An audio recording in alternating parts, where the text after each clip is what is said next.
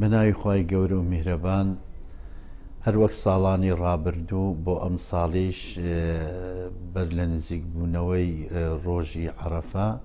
و هاتنی جەژنی قوربانی پیرۆز گشت ئامادەکاریەکان ئەنجام دراوە. ئیمڕۆ بەیانی فەرمانبەرانی پسپۆر لە بواری دابەشکردنی خێمەکان لە چێوی عەرەفە و لە مونا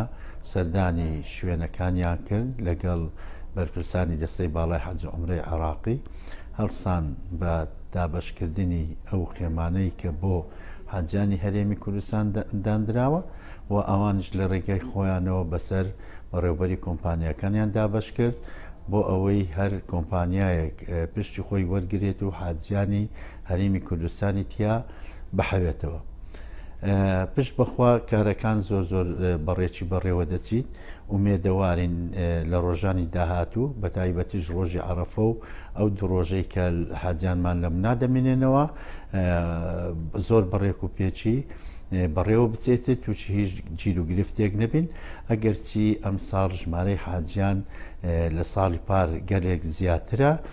بەڵام لەگەر ئەوەش تا ڕادەیەک توانیمانە ئەوەی کە تایبەتمەندی بە ئێمە زاڵ بین بەسەر کێشەکان،